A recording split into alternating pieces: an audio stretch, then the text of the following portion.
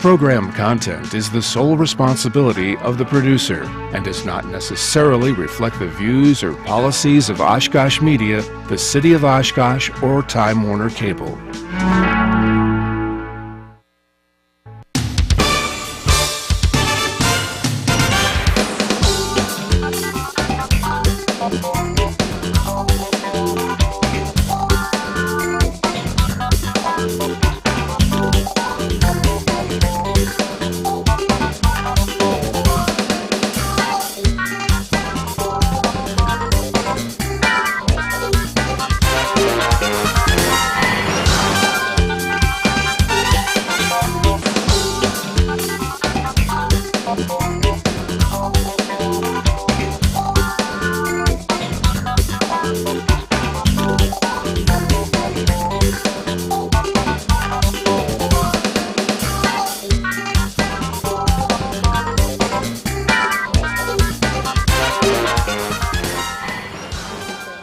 Hi everybody, welcome to another edition of Eye on Oshkosh. I'm your host Cheryl Hentz, and very happy to have you joining us tonight, and I'm equally happy to have my guest here this evening. She's been here in the past, but it's been a while since she was here. Welcome to the show. Please, Melissa Tedrowe. She is the Humane Society of the United States State Director for the state of Wisconsin, and so thanks for being here. Cheryl, I'm so happy to be back. It's been too long. I think it's this August, it'll be 2 years. And the time has really flown. Mm-hmm. You know, it seems like not all that long ago. Mm-hmm. And yet 2 years since I started, or since? Since you've been here. I just in February passed the 3-year mark, but who's counting? Well, yeah. Well, I thought you were here like 2 years ago because my father just passed away. Yes. Yeah. I'm sorry. Yes, I'm counting here on the show. Yes. And yet, you're right. I mean, the time has just flown by. It seems like just yesterday that you were sitting in this chair, though, as opposed to where you are. And so much legislatively has changed with respect to animal protections, animal rights, and so forth. So we've got a full hour that we're just going to delve right into it. That is fantastic. So anyway, thanks again for coming up from Madison to be here tonight. So obviously I know the answers to a lot of these questions because I will just say that I am a state volunteer. I'm a district leader in this particular area, the Oshkosh district and surrounding areas. So that's a volunteer position I've had for about 3 years now. So I know a lot of the answers to these questions, and then there are some that I don't think I know the answers to, but we're going to get all the answers tonight. And so as I ask the questions, it's because the audience doesn't know the answers. Excellent. So. You can help me with some of them. Yes, I'll try. It's been a long day already, but for both of us. But so tell us a little bit about the Humane Society of the United States, you know, how it got its start, and what the organization does, but also what you do in your role. You bet. That's a great question. So we are the nation's largest animal protection organization. We are 60 plus 64 years old, I believe, and we started out in Denver, founded by a group of people who ran a local shelter. And they were real busy doing what local shelters do best, finding homes for the homeless animals in their area. But these folks had an eye on some other issues facing animals, and some animals who aren't cats and dogs, and some issues that can only be addressed through legislation and policy change. And they said, we want to make a dent in those things, so they founded the Humane Society of the United States. Since then, our mission has always been to celebrate animals and confront cruelty, and that's what we're about. And there's a lot more we'll get into about that, but in brief, my role is to be the one person from that organization who lives and works in Wisconsin, who knows the state and our animals really well, and advocates for them at our state capitol, and pivots to HSUS and all of its experts when we need some help here in Wisconsin, and says, hey gang, let's do some work here in Wisconsin, and it's my job and I love it. All right, excellent. Well, and you do a very good job at it. And throughout the show, we'll be putting up the website address for the HSUS. I'm going to just refer to it throughout the show as HSUS because it's shorter than trying to say Humane Society of the United States and stumbling over that if I'm trying to say it really fast. But when you go to hsus.org, pay close attention to the logo, because when people think of humane societies, I think they typically think of dogs and cats. And while that's what you will primarily find a lot of at local humane societies and animal shelters, HSUS really focuses on all animals and animal welfare with respect to them. So you'll see logo that has dogs, cats, horses, cows. What else is in here? There's a marine mammal, yeah, a dolphin is in there, yep, porpoise. It's a really, I think, well done logo that encompasses everything that the organization does. Well, thank you. I did not make it, of course, but I'll pass that along. I will note, if you do look at our logo, it's the continental United States, but we also have a presence in Alaska and Hawaii and Puerto Rico and all around the world, and the people who work there are griping that they want their own animals. They would like... They want their portrayal or presence They here want on the, an animal. in the logo. My counterpart in Alaska has been especially vocal in saying he'd like a caribou or something there to represent all the work he's doing. Right, so you may see a new logo, Cheryl, next time I'm on the show. All right, good. So let's talk a little bit in broad terms, of course, and then we can start to drill down into it. But just thinking about, the big picture, what can you tell us about animal protection laws in the state of Wisconsin? Sure. So I always like to start with the positive, which is that people in Wisconsin love animals. I mean, my job is to travel all over the state, and I can tell you wherever I go, even when it's not an event where people are coming to see me, so they're probably already a self-selecting crowd. Wherever I am, folks want to show me pictures of their pets, they want to talk about their horses, they want to tell me about the cruelty situation with the horse down the road, and there's a real concern and a connection among the people in our state for animals. And that's wonderful. I can also tell you that Wisconsin, while we do have a lot going for us legislatively and in terms of our what we've put in place to protect animals, we could do a lot more, we could do better, and that's what I have my eye on. Hopefully we'll talk about some of that in the next hour. What do you think that the average Wisconsin person really knows about animal protection laws? Do you think that they know a fair amount about them? I mean, certainly we hear about a lot. I mean, especially recently, we've been hearing about an animal sexual cruelty case here in the state, and because it's sort of in our viewing area, yes, it's been getting a lot of publicity. So we hear about things like that, and the sad part of that is he probably is not going to get convicted because of the way the laws are. But just in general, do you think that people have a fair understanding of what the laws are, what animal protections are out there for animals, or?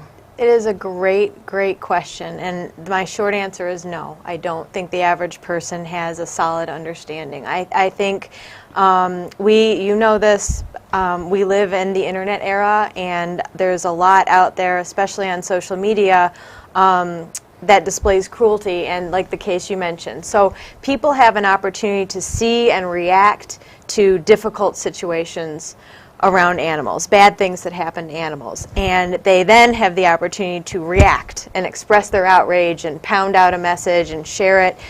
The missing piece, and what I'm always trying to encourage, is for folks then to slow down, step back, and ask and learn, what is the law on that? Do we have anything in place?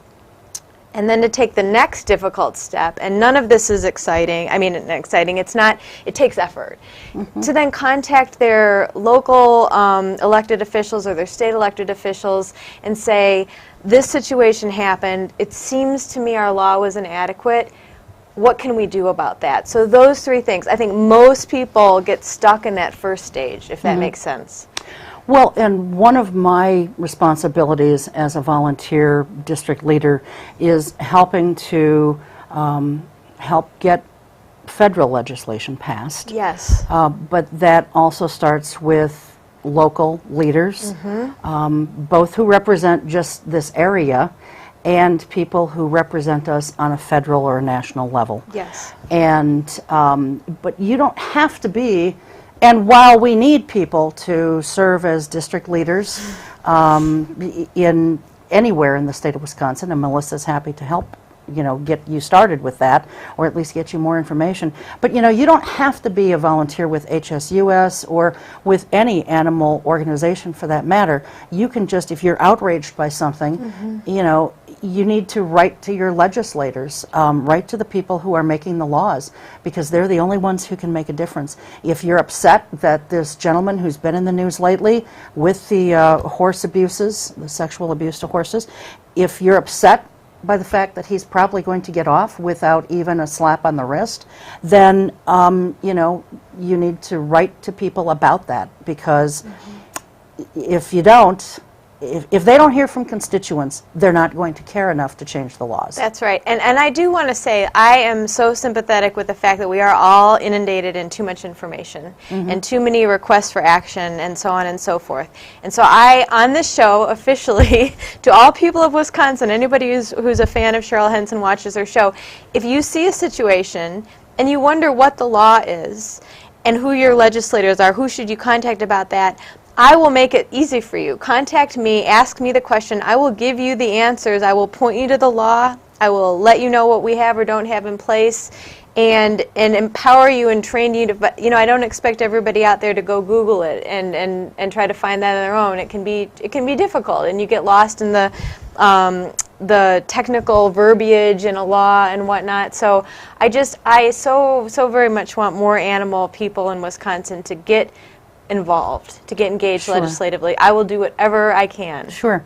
And if people go to the HSUS website, Melissa, and is there, I'm trying to remember, it's been a little bit since I've really poked around in various places, is there a link to Wisconsin and then your information comes up? Yes. Okay. If you just even Google HSUS Wisconsin, up will come contact the Wisconsin State Director, and you can get a hold of me that way. Okay. Yep. And, you know, and if nothing else, people can always write to me here at ionoshkosh@gmail.com, and I can try to answer the questions that you may have or point you in the right direction. And if I don't know the answer or just don't have any idea of where to get the answer, I'll go to my go-to gal here. Yeah, yeah, and I'll forward it to no her. question is too small. I mean, it could be about something big and splashy like the Sterling Rockwall case you referenced. It could be something about, like I said, the horse down the road, or concern about a dog you know that's tied up in town. It doesn't have to be more than one animal. Just that one animal matters and is on my radar, and yours too, I know, so please reach out to us.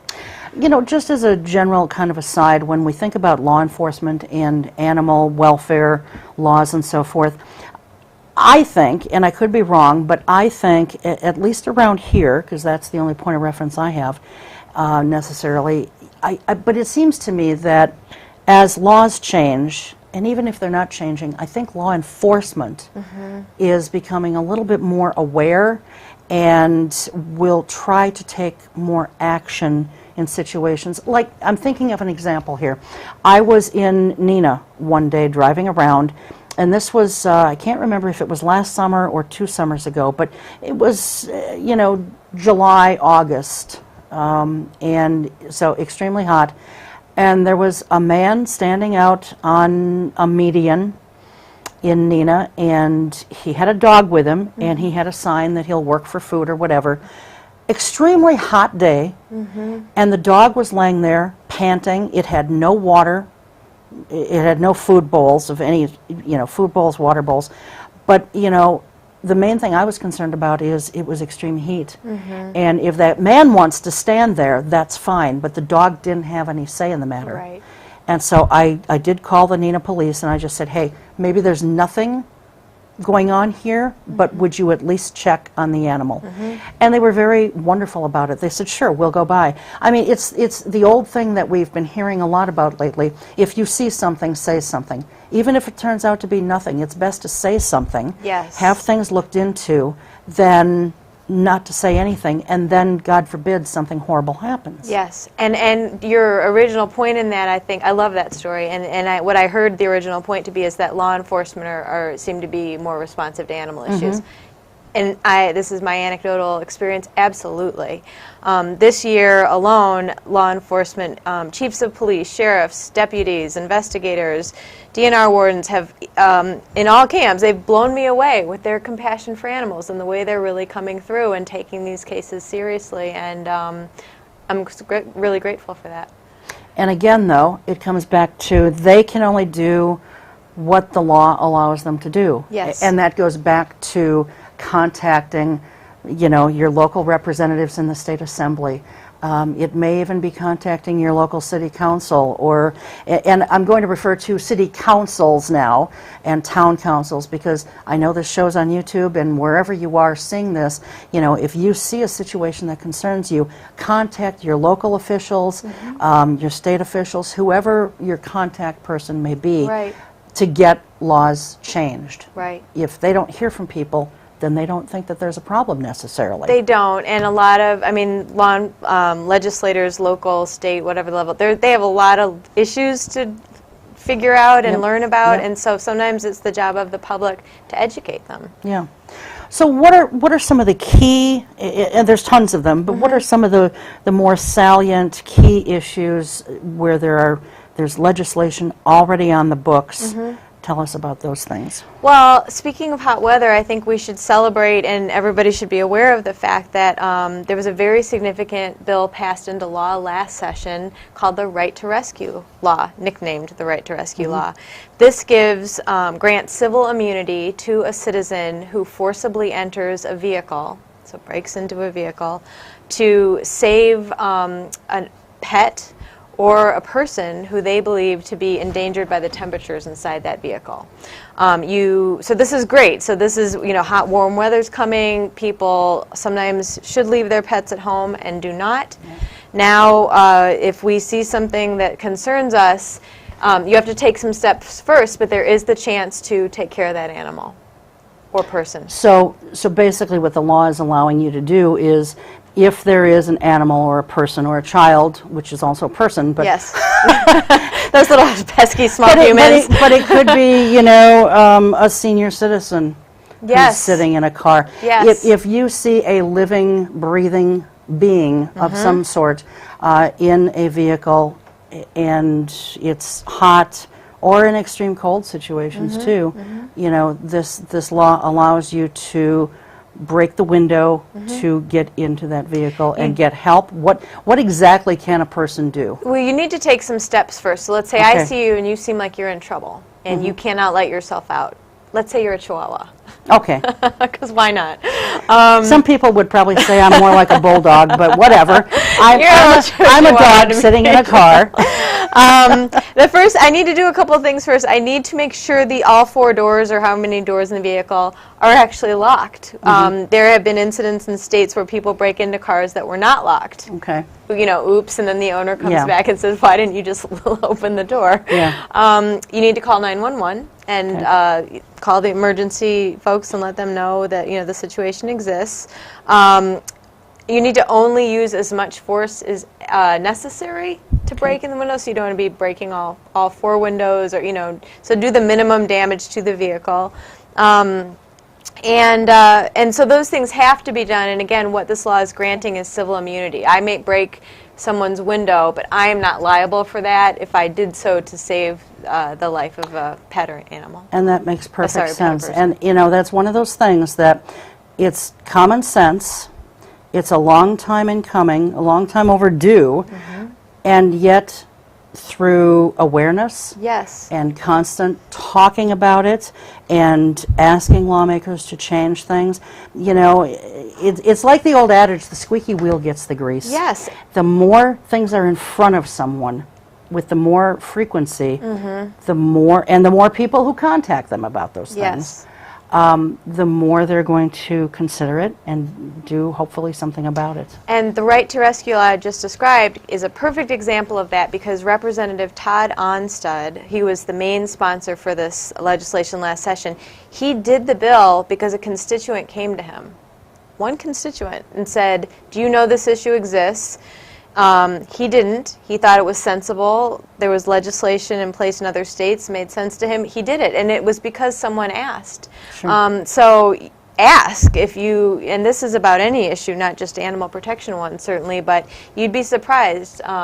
Sometimes your lawmaker just might say, that's a good idea, I want to run with it. And sometimes it's just common sense. Yes. You know. Yes. And I saw something the other day on Facebook, and it said, and you know, I thought it was a nice thing to like. It said, and I'm paraphrasing here because I can't remember exactly what it said, but something about if you're too stupid to know that an animal shouldn't be in an overheated car, you shouldn't own an animal or something like that. Something like that, yeah. It's to that effect. And, you know, but the thing is, I think sometimes we want to run a couple of errands. We want the dog or dogs to go with us. Yes. We're not, and then something may happen, Yep. and we end up having to run in someplace, and we don't think. It always gets hotter in that car sooner than we think. Very fast. Very fast, and cracking the windows is not enough, and people just don't get it. So this is the season when I and other animal protection professionals and volunteers and all of us start putting flyers and charts and temperature graphs out there. I mean, you'll see a lot of publicity, hopefully, and that this year in Wisconsin will include information about this new law. And I also want to deviate from what we've got here for just a moment, because I want to put another plug in for the HSUS website. This is also the season when, I mean, we this week have had a crop of storms throughout our state, tornadoes and just really severe thunderstorms and high winds and what have you that goes with it. And if you go to the HSUS website, hsus.org, you will find in there, and I'm not exactly sure precisely where area it's under, but it's in there. You can just do a search. They've got a search bar. You know, emergency management type things for whatever may happen, whether it's tornadoes and preparedness for that.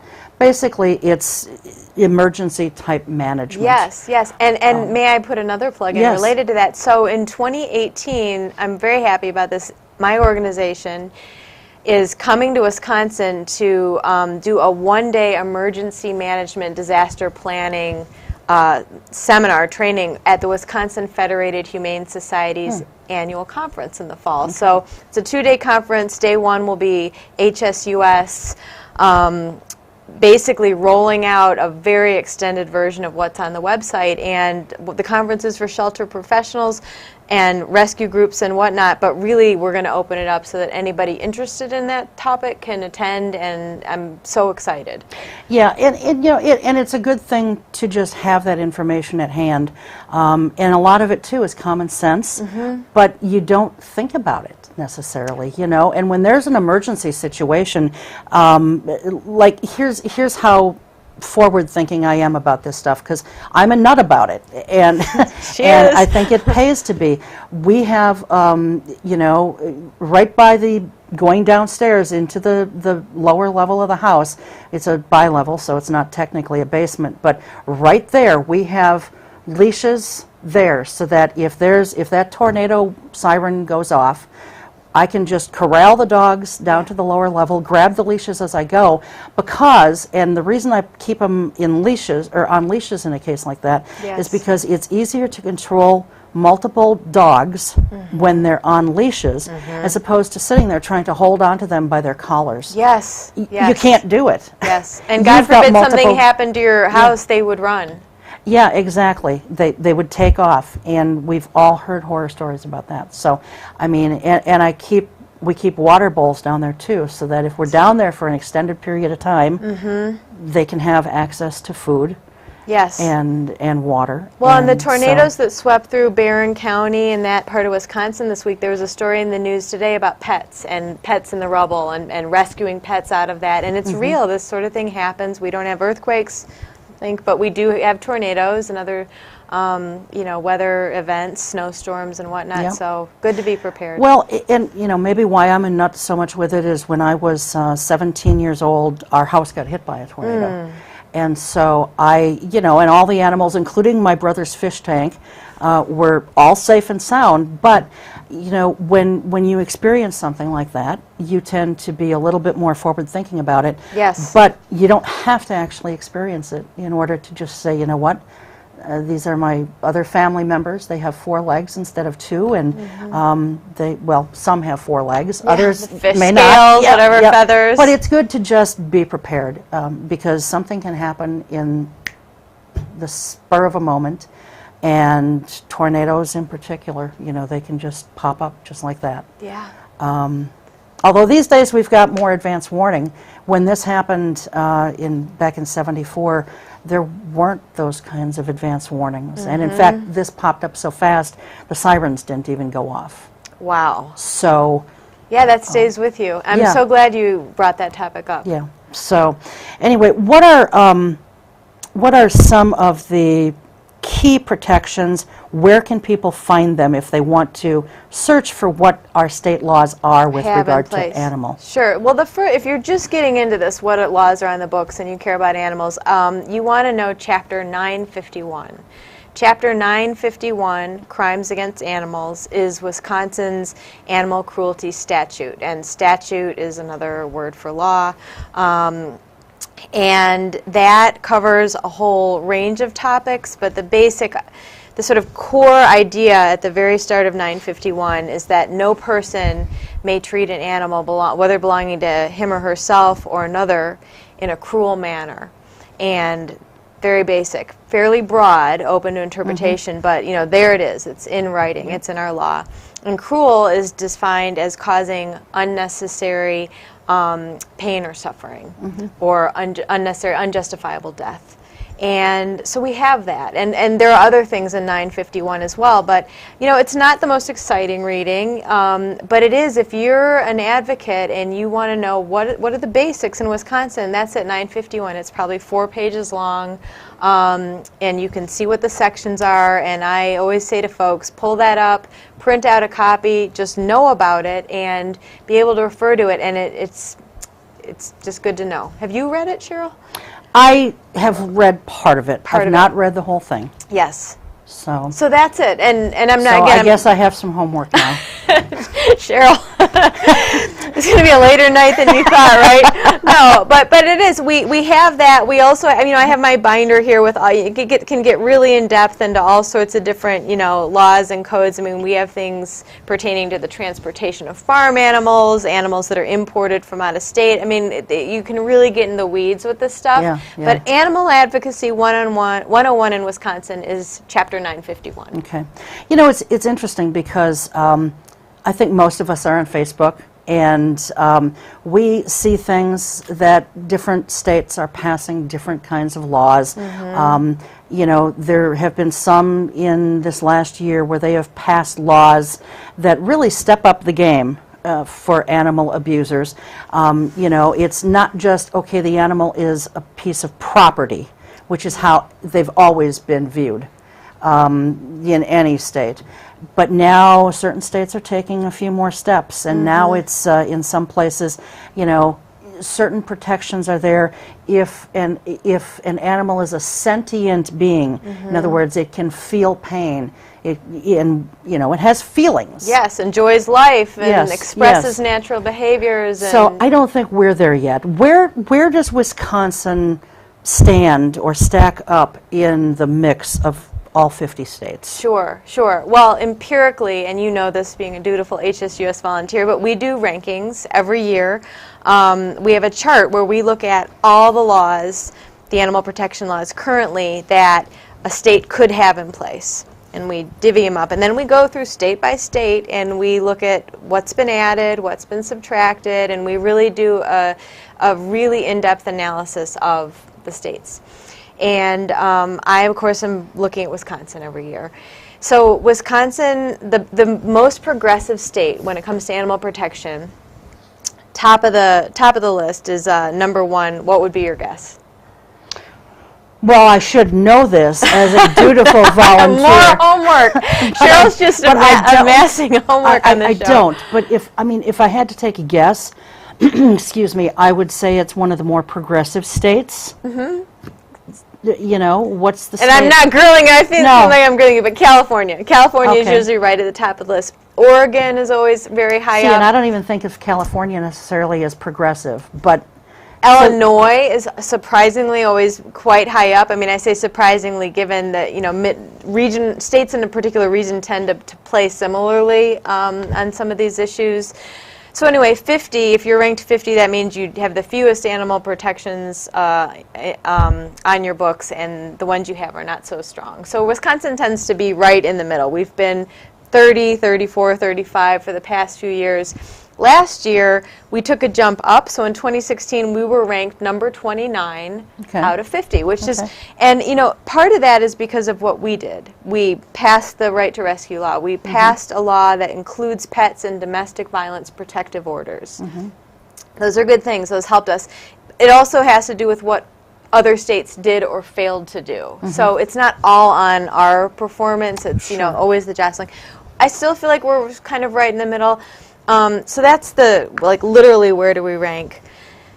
Big picture, I would say Wisconsin, we all know this, we are an animal agriculture state. We are a state where hunting is big.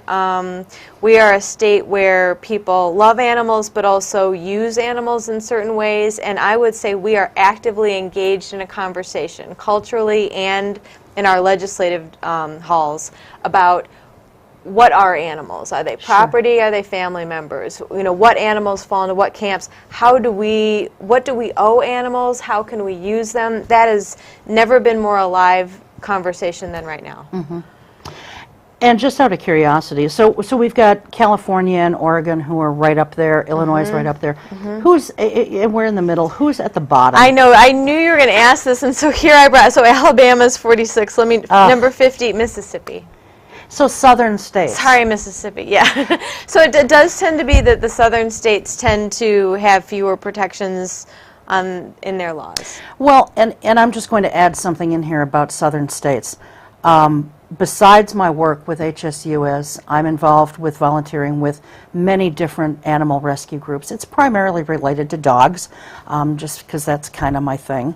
But, but I have worked with some cat rescues in the past as well. But what we have found, and this is true of pretty much any rescue that's bringing animals in from other places, they're bringing animals up from the south. They're pulling them out of high kill shelters in southern states. I'm talking some of the ones that you mentioned. I'm talking Alabama. I'm talking Texas, Georgia, Mississippi. You know, they do not promote spay and neuter down there the way it is promoted in other places. And sadly enough, not only are these animals in high kill shelters in some of these cases, but some of these kill shelters still use gas chambers because they have so many animals that they are needing to euthanize, and they don't euthanize them humanely. I don't think anyone could think that a gas chamber is a humane way of euthanizing anything that's living and breathing. But you know, it's a cost-effective thing for them, and it's convenient because they're having to euthanize so many. And you know, that is a heartbreaking thing to think about, euthanizing any animal for any reason necessarily, but when you're putting large numbers of them in a gas chamber and gassing them to death, that is horrific.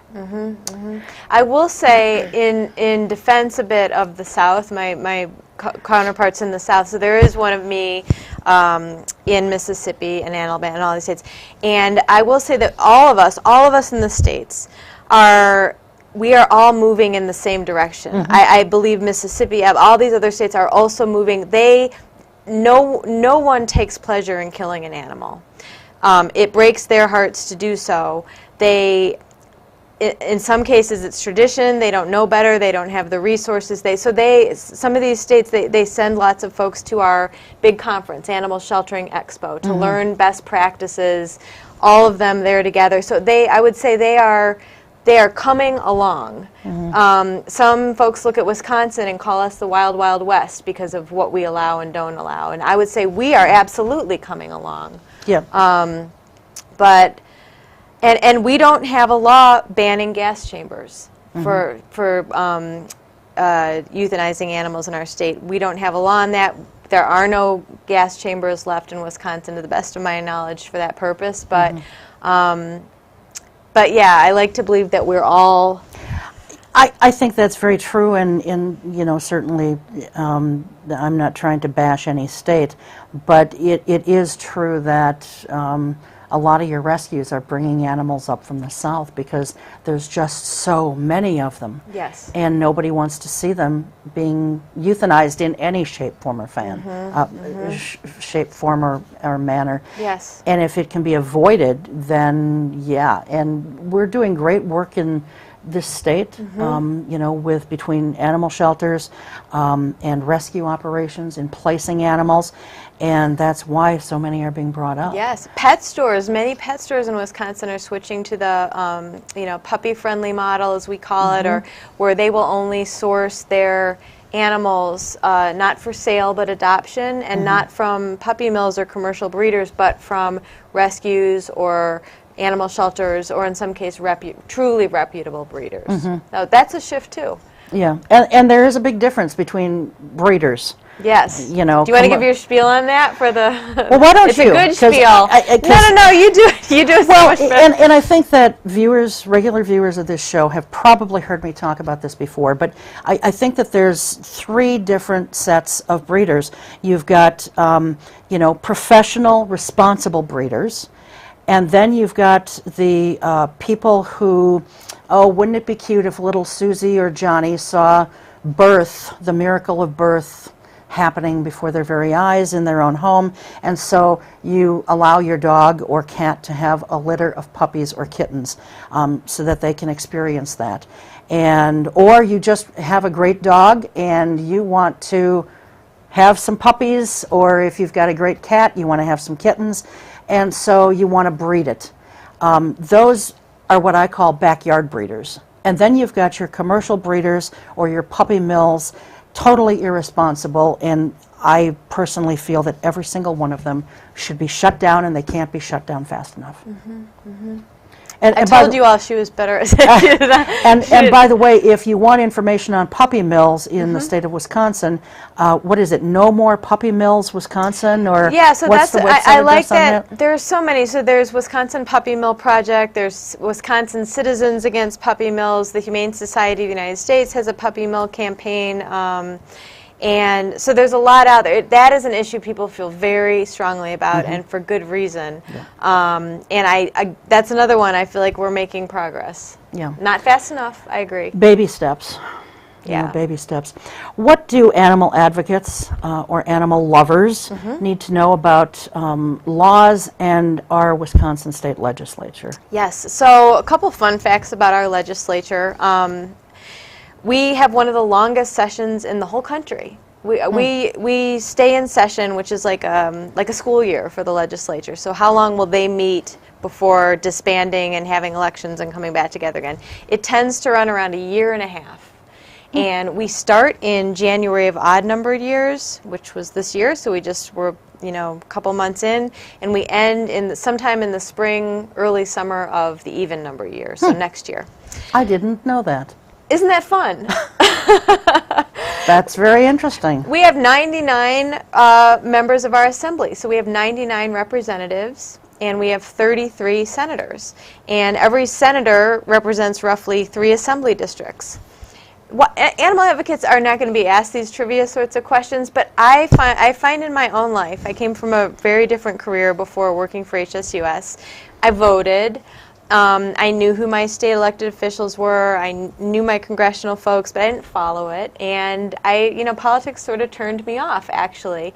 And come to find that if I wanted to be a really, a bona fide, effective animal advocate, it's true. We are not going to rescue our way out of the problems facing animals. Wayne Pacelli, our CEO, likes to say that all the time, and he's right. We need to transform the roots of cruelty and the roots of problems, and many times that means passing laws. So, I started to learn some things about our legislature, and the more I learned, the more I didn't feel like a doofus anymore. I didn't feel so embarrassed about my ignorance. And the more I learned, the more I wanted to know. So I go around the state and I do little, hour-long legislative advocacy 101. The least you need to know in Wisconsin. If you love animals and want to make a difference for them, here's the least you need to know. And I usually start out with just some basic things about our state legislature. And these folks are, you know this, Cheryl, from this show. I mean, these folks are regular people like you and me. Mm-hmm. Most of them have pets. Most of them abhor animal cruelty. They want to do something about it. And so we want to be in partnership with these people. And, they're right here in D.C. That's the beautiful, right here in D.C. Where am I? Or beautiful Oshkosh, Wisconsin. Together we have done a number of shows today. Cheryl and I are like, they should take us. But you get the idea. Yes. I mean, don't you think it's true, though? Who wants to do something they're bad at or they feel like they don't know anything about? So learn a little bit, and there's a lot I can share with folks if they're interested. Sure. And in the interest of time, because I know we're down to less than 20 minutes already, one of the things we wanted to chat about was how something actually becomes a law. Yes. Can you just real briefly tell us about that? Okay, so you're going to be the legislator. Okay. Representative Hentz, and I am going to be a constituent who's upset about something. Okay. So I have this idea. The idea could come from me or you, but I'm going to go to you and say, Representative Hentz, there's this problem with animals. It's really bothering me. Do you think we can do something about it? You noodle on it for a little while. Maybe you chat about it with your colleagues and you decide yes. So together we have an idea.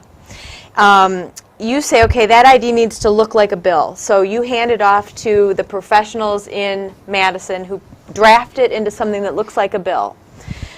You try to get a senator because it's better to have a representative and a senator shopping this thing around. Bill comes out, you and your senator companion say to the whole legislature, we have this idea. Here's our bill. It's a great idea. Add your name to this and show that you support it and become a co-sponsor because it's so great. You get your list of co-sponsors, your senator does too. It gets assigned to a committee. They look at it, they debate it, the public comes and testifies on it. It's voted out of committee. It goes to the whole Senate and the whole Assembly. They discuss it, they love it, they vote for it. When it moves out of both of those bodies, boom, it goes to Governor Walker or who's ever in the governorship to sign or veto. Okay. How's that? 45 seconds. That's did that kind of cover it? That did cover it. And hopefully there will be public hearings held on some of these things. Yes. I know sometimes these, not just animal rights issues, but sometimes lawmakers try to sneak things through and it's not widely publicized and public hearings are sort of downplayed and then things are passed. Yes. And all of a sudden we're like, what? Constituents are sitting there saying, how did that become a law? When did that happen? So a very surprising change has gone into effect this session. You will think will be impressed by it. I was impressed by it. So now... This isn't going to be more homework for me, is it? No. Okay, all right. Now, if it gets to a committee, if you're the representative and you want your bill to have a hearing, a public hearing, and get discussed in the committee, you have to get 3 of your constituents to come to Madison to testify on that bill. You have to. It's a rule. Everybody in the legislature has to do that. So I want to pass my bill. I need to produce some constituents, at least 3, to come to Madison to speak on it. That's pretty cool. I think that's a good thing. I do too. I do too. So, again, these are baby steps. Yes. Animal management in the state of Wisconsin. I know that the DNR plays a role in that. Yes. And, maybe you could tell us a little bit about how that works. And also, I think people need to know that HSUS, unlike some animal rights organizations, HSUS is not anti-hunting. No. So No. talk to folks about that if you would, because I think that's a big distinguishing factor between us and other animal rights organizations. Yes, I absolutely am so glad you brought that up. So, there are many animal rights, animal protection, welfare groups, as you know. They are on a continuum as far as how radical or what they think the proper relationship between humanity and other animals should be. HSUS is very big hunt. So we say whatever you do for recreation or what you eat for dinner, what you do for work, whoever you are, if you believe we can move the needle for animals in a better direction, even ever so slightly, we want to work with you. So in Wisconsin, that means I work with animal farmers, people who are in animal agriculture, and I work with hunters and all sorts of other folks. But the hunters are really, right now, they're very, very critical to our efforts to curb chronic wasting disease in Wisconsin. We have a common cause. They don't want to see the deer population of the state diminished, threatening their hunt. We don't want to see deer dying a long, slow, awful death. I'd much rather that you, Cheryl, take your bow or your gun out and have a good, clean shot at that animal rather than it die a slow death. So that was a bit of a long-winded answer, but absolutely, we are not opposed to all hunting. We do try to go after the most egregiously cruel forms of hunting. We support sportsmanlike hunts, fair chase, quick kills that don't cause the animal to suffer, that kind of thing. And not using the jaws, the steel trap jaws and things like that. Because that's horribly cruel. Yeah, leaving a wild animal in a trap for any length of time, but in some case days, where it doesn't have, it's in an incredible amount of pain and doesn't have food or water and is scared. I mean, that's not humane hunting. Well, and not only that, but just as a side note to that, I mean, domestic animals can get caught in those too. And yes, then they are subject to that same long, painful, agonizing death. Yes, and it has happened. It does happen. Traps do not discriminate. Oh, you're a fox, you're a golden retriever. They just clamp down. And I've actually heard of some people who have gotten caught in those themselves. Oh, I'm sure. Right. Whether they're setting them or whatever. So. And they don't want to repeat that experience anytime soon. No. Yeah. So, how does HSUS work with like the DNR? To manage the animal population? Sure. So so our DNR is mainly responsible for managing our native resources, so our natural resources, and native wildlife are among those. So that there's a lot going on there. If the legislature passes a law that affects wildlife, it's up to the DNR to decide how, to implement that, and so there's a close working relationship historically between the legislature and the DNR, but they do serve separate functions, and what I do is monitor, a lot of monitoring. So I sit in the DNR meetings, the Natural Resources Board meetings. I try to meet people there, try to offer advice and counsel from our experts when that would be helpful to them.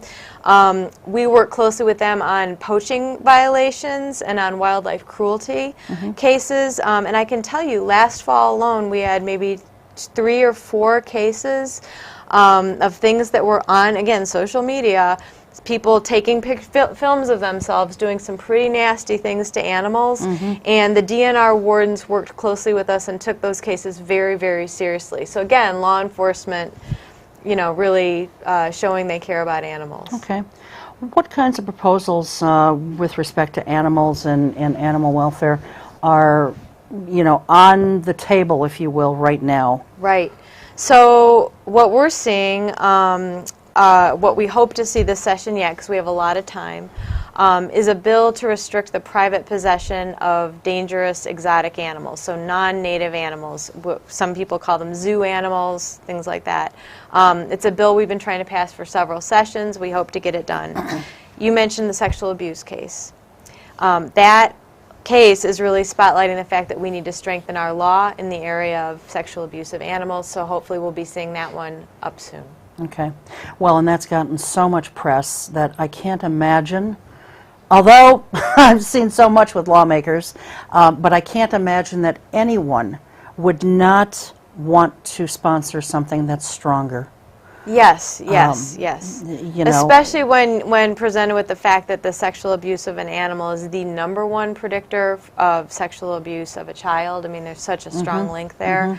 And we already have passed a law saying we think this is a crime. We just need to make that law stronger. Well, and it's just like any law, Melissa, you know, as people come up with more creative ways to violate laws, we have to broaden the laws so that they can't find little loopholes in the laws. Yes.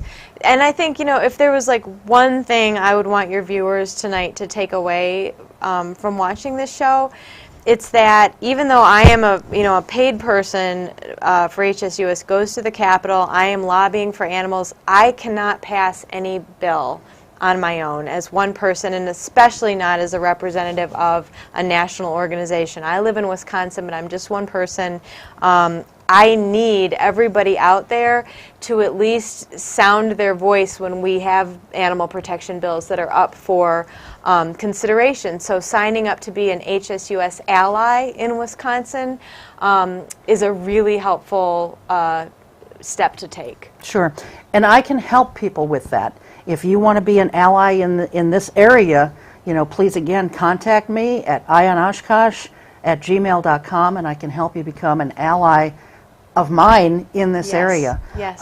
Because, you know, one person or one little group of people can't possibly cover the entire state. Yes. That's why we're broken up into districts. And the work you're doing in Congressional District 6 and with Congressional Representative Grothman has been really impressive, really helpful to us. And, you know, again, I would say to everybody out there, a volunteer like Cheryl has immensely contributed to our animal protection efforts in Wisconsin. And if it were just me and not also Cheryl here and the other volunteers we have throughout the state, we wouldn't be able to get as much done, and animals would not stand the fighting chance they do now because we have you and others helping. So if someone wants to become an ally, what does that, I know they get like a newsletter or something, but what else does that really do? What does that mean for someone if they are thinking about it, they want to do it? Yes, it's a great, so yes, you do get my monthly newsletter. You can unsubscribe from that if you want, but really the point of being an ally, and it's my list, it's the list for us in the state, is that when there is state legislation that we either need to defeat because it would hurt animals, or we need to pass that thing because it's a chance to help animals, you will get a message from me saying, hey, allies, this is a critical moment. So this is not me writing you every 2 weeks. I mean, I wish, you know, we had that many chances, but this is me in time-sensitive, Wisconsin-specific moments saying, please call your lawmaker and please urge your friends to do the same, and here's why. So I would say a couple times a year you get a blast from me in that very critical moment.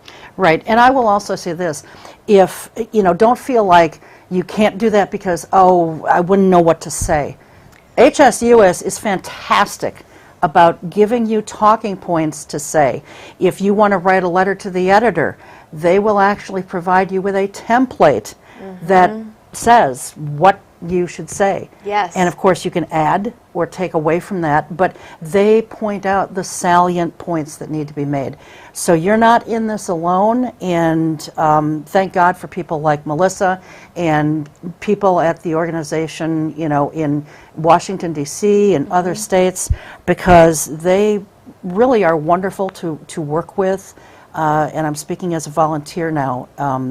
I have not been disappointed with things. So, because I don't know that I would know what to say, you know, about when it comes to like the exotics bill, which we didn't touch on, and I don't know, well, we can probably talk about it very briefly, but, you know, I wouldn't have known what to say, but you sent me a lot of talking points. And this is a bill, I mentioned it, the bill to restrict the private possession of dangerous wild animals, also called the exotics bill. We're one of 5 states where a person, individual, can have any kind of pet they want. So if you, Cheryl Hentz, want to go home and get a tiger, you have the state's blessing, unless this county or your local municipality has said, no, you can't do that. But in most cases, it's a free-for-all. And it's not good for the animals, certainly. It usually doesn't go so well for the neighbors, aren't thrilled that you're having a crocodile in your basement or whatnot. So we want to change that. And again, this is common sense. It's not asking for anything extreme. All but 5 states have passed this sort of thing, so this session, hopefully. Yeah. So, you know, if you want to become an ally, this is a great way to start.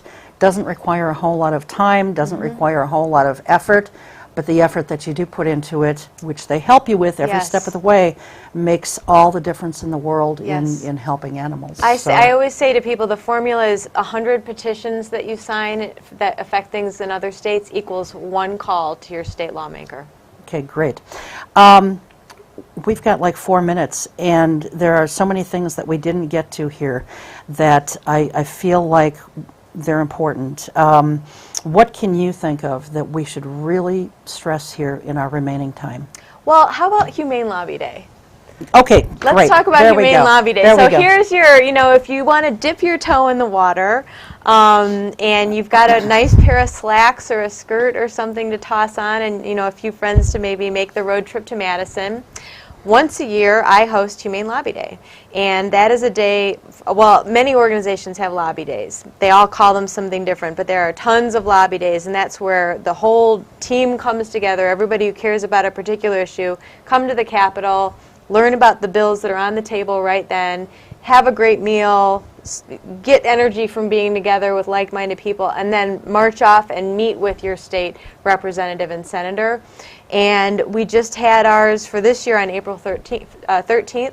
It was great. We had over 2/3 of the folks who came were there in the Capitol lobbying for the first time in their lives, and the look on their faces when they came in, the nervousness, the body tension, and when they left, 2 whole different worlds. So it's so wonderful to be around other people who care about the same thing, and then to increase your level of political literacy and know you're making a difference, huge. So when you sign up to be an ally, you will get the invitation to that important day. It helps our efforts in Wisconsin tremendously. It's great fun. We had 4 people from the Oshkosh Area Humane Society come this year. They were Wonderful, fabulous. yeah. And we're going to do it again next year. Excellent. And again, by being an ally, you're not going to get inundated with emails multiple times a day or even multiple times a week. Right. It's when there's a pressing issue Yes. that needs immediate attention. Yes. So, And please, if anything you've heard in the past hour is something you want to follow up on, or you're confused about anything, tell me more about the DNR, any of that, Cheryl or I would love to hear from you. do you have hope for animals in Wisconsin? I have so much hope. How about you?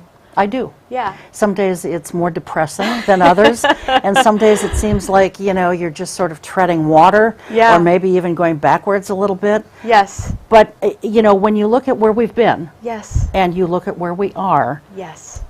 like I said it before, it may be baby steps at times, but it's better than no steps at all. Yes, and it's beautifully, beautifully said, and I compare us to other social justice movements and how long it took to make certain strides, and compare it with the speed of what's happening in the animal protection world. I have every reason to hope. Mm-hmm. Excellent. Okay, I'm going to wrap this up here very quickly, but thank you so much for Thank being you. here. It's great fun. And let's not wait another 2 years Perfect. to do this. Yes, So, I agree. All right, thanks for being here. Also, want to thank all of you for joining us, and to the crew for being here to help make the show possible. If you are wanting to donate a little bit of time, it's a few hours a month that we do this, but we are always looking for people to work on our crew, and there's something on your screen right now where you can contact me to get some information about working on the crew, and it is a volunteer thing. You're not going to get paid for it. I don't even get paid for doing this. I wish, but I don't. Someday. But it's a great way to learn about the TV production end of things, and you learn a lot by being on the show, or being behind the scenes of the show. So anyway, love to talk to you about it. So that's going to do it for us. Thank you again to Melissa and to the crew, and always to you as well. We'll see you next time. Until then, take good care. Keep your eye on us. We've got our eye on Oshkosh.